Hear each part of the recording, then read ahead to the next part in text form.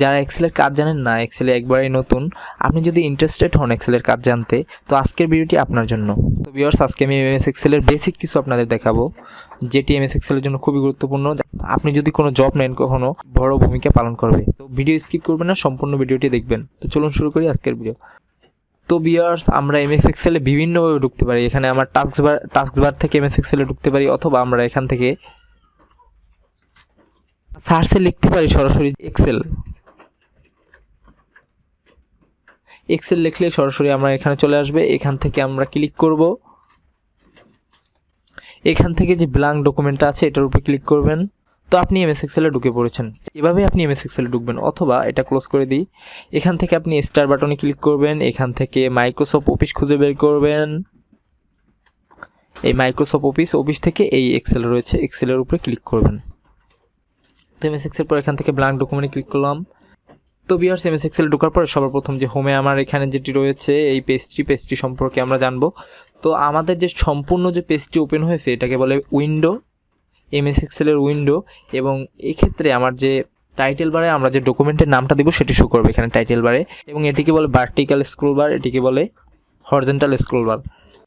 তো ভিউয়ার্স, আবার আমরা যেখানে কাজ করব, এই সম্পূর্ণ যেখানে কাজ করব এটিকে বলে ওয়ার্কশিট, এবং এখানে যে এটি রয়েছে সম্পূর্ণ সেটিং সেটাকে বলে রিবন। যেটা সারি আকারে আছে সারিভাবে, এগুলোকে বলে রো বা সারি, এগুলোকে আমরা রো বলতে পারি, এবং এগুলোকে বলে আমরা কলাম। প্রতিটা গড় এমএস এক্সেলে যে এই গড়গুলো রয়েছে, এই যে আমি সিলেক্টকৃত যে গড়টি এটাকে বলে সেল।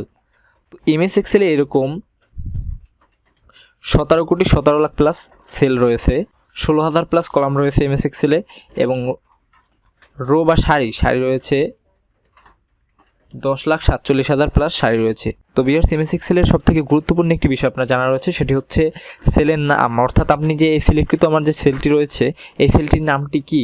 তো এক্ষেত্রে আমার রয়েছে সি কলামের আমার 4 নাম্বার রোতে রয়েছে, তাহলে এটার নাম হবে C4। তো এইভাবে আমি একটা ডাটা ইনপুট করলাম, এক্ষেত্রে আমার ইনপুটকৃত ডাটাটার নাম হবে D6, অর্থাৎ ডি নাম্বার কলামের 6 নাম্বার রোতে রয়েছে।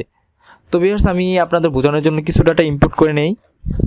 আমার ডাটাগুলো ইনপুট করা হয়েছে। তো ভিউয়ার্স, এখন আমি যে বিষয়গুলো দেখাবো, তো আপনি যদি এমএস এক্সেলে বস হতে চান সেক্ষেত্রে বিষয়গুলো আপনার মনোযোগ দিয়ে ফলো করতে হবে। তো এখন আপনার যেখানে যে সিরিয়াল নাম্বারগুলো আপনার 1, 2 এরকম লিখতে গেলে অনেক সময় লাগে। সেক্ষেত্রে আপনি কি করবেন, 1, 2 এভাবে লিখে এখান থেকে নিচের দিকে প্লাস আইকনটা আসলে নিচের দিকে টান দেবেন, তাহলে আপনার প্রয়োজন মতো বাড়িয়ে নেবেন যত আপনার দরকার হয়।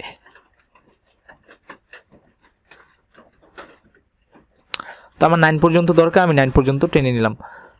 তো এক্ষেত্রে আপনার অনেক সুবিধা হবে, অতিরিক্ত সময় নষ্ট হবে না। তারপরে তবে উপরে যে আমার উপরের লাইনটি রয়েছে এই লাইনটি আমাদের যদি বোল্ড করে দেয় এক্ষেত্রে আমাদের দেখতে অনেক সুন্দর লাগবে। সেক্ষেত্রে আমি এগুলো সিলেক্ট করে এখান থেকে আমি বোল্ডে ক্লিক করলাম, এগুলো বোল্ড হয়েছে। দরকার হলে একটু সাইজ বাড়িয়ে নিতে পারি। তো এবার সেখান থেকে আমাদের হোমে যা যা রয়েছে সবগুলো এক করে দেখাবো। তো এখানে প্রথমে আমি দেখাবো আমাদের যদি 3-4টা গড়কে একটি গড়ে রূপান্তরিত করতে হয় সেক্ষেত্রে কীভাবে করতে হয়। অর্থাৎ বড় একটি গড় করে যে আমরা লিখি, বড় করে একটা নাম, কোম্পানির নাম বা যে ক্ষেত্রে, সেক্ষেত্রে আমি এখানে একটি মনে করেন একটা কোম্পানির নাম লিখবো। সেক্ষেত্রে আমি এই গড়গুলোকে একটি করে রূপান্তরিত করব। তো সেক্ষেত্রে আমার সবগুলো গড়গুলো একত্রিত সিলেক্ট করে এখান থেকে যে আমাদের মার্জ অ্যান্ড সেন্টার নামে অপশন আছে এটির উপরে ক্লিক করতে হবে, তাহলে কি সবগুলো সেল একটি সেলে রূপান্তরিত হয়েছে। তো এক্ষেত্রে আমরা বড় করে একটা নাম লিখতে পারি, যে কোনো কিছু একটা লিখতে পারি। তো এইভাবে আবার যদি এটি আমরা পূর্বের অবস্থায় ফিরে যাই তাহলে আমার এটি সিলেক্ট করতে হবে, আবার মার্জ অ্যান্ড সেন্টারের উপরে ক্লিক করতে হবে, তাহলে আবার পূর্বের অবস্থায় যাবে। এখান থেকে যদি আপনি কোনো কিছু কাট করে নিতে চান তো সেক্ষেত্রে সিলেক্ট করবেন। আমার এটুকু কাট করলে আমি এখান থেকে কার্টে ক্লিক করব, কার্ট থেকে এখানে আমি পেস্ট করব। সেক্ষেত্রে এখানে রেখে আমি Ctrl+V প্রেস করব, Ctrl+V, তো এখানে চলে আসবে। তো এটা হচ্ছে কার্টের কাজ, আমরা সবাই জানি। তারপর রয়েছে কপি হচ্ছে কোনো ডাটাগুলো আমরা সেম যদি 2-3 বার করতে হয় সেক্ষেত্রে আমরা করতে পারি। এক্ষেত্রে আমরা সিলেক্ট করে এখান থেকে কপি ক্লিক করে Ctrl+B দিলে আমার সেগুলো কপি হবে। বোল্টের কাজ তো আমি পূর্বেই দেখিয়েছি, এগুলো যদি সব। তারপর রয়েছে ইতালি হচ্ছে যদি আমরা সিলেক্ট করে ইতালিকে ক্লিক করি তো সেক্ষেত্রে একটু বাঁকা হয় দেখতে, আর কি সুন্দর লাগে এই ইতালি।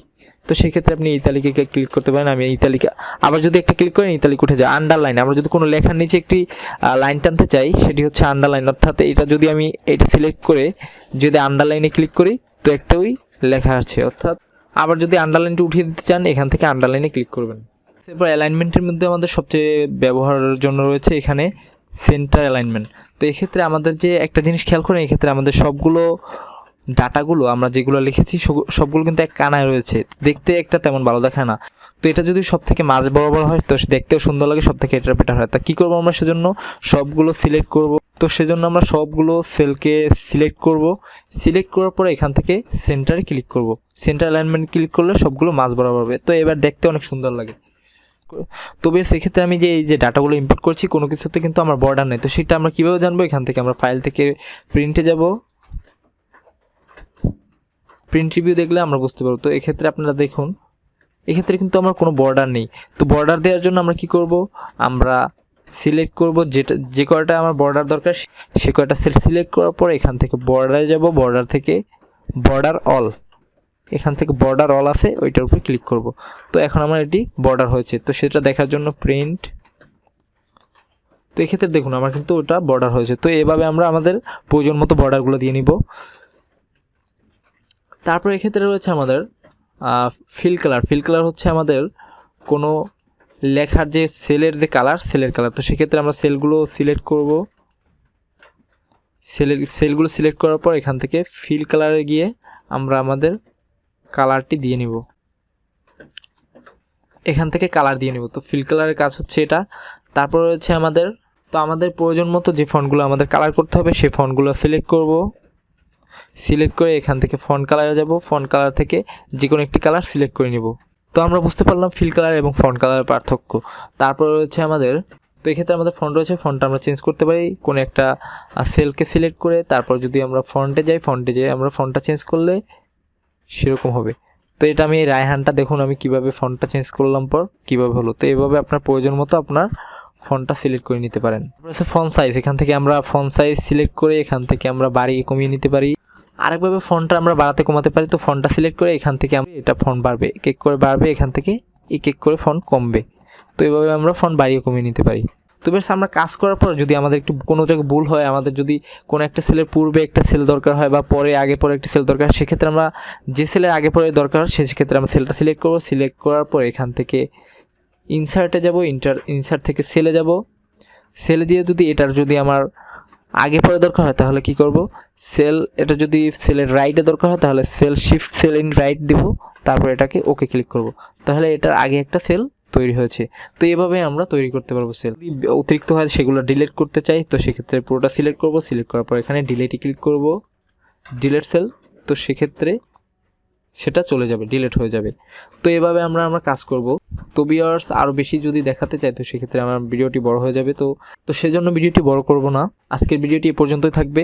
তো ভিউয়ার্স ভিডিও থেকে যদি আপনি উপকৃত হয়ে থাকেন অবশ্যই একটি লাইক দিবেন এবং কমেন্ট করে জানাবেন ভিডিওটি আপনার কেমন লেগেছে। এবং চ্যানেলটি যদি সাবস্ক্রাইব না করে থাকেন চ্যানেলটি সাবস্ক্রাইব করতে বলবেন না, কারণ পরবর্তীতে ভালো কোনো ভিডিওর নোটিফিকেশন সবাই আপনার ফোনে যাবে। তো সেজন্য অবশ্যই সাবস্ক্রাইব করে নেবেন। ধন্যবাদ সম্পূর্ণ ভিডিওটি দেখার জন্য। আল্লাহ হাফেজ।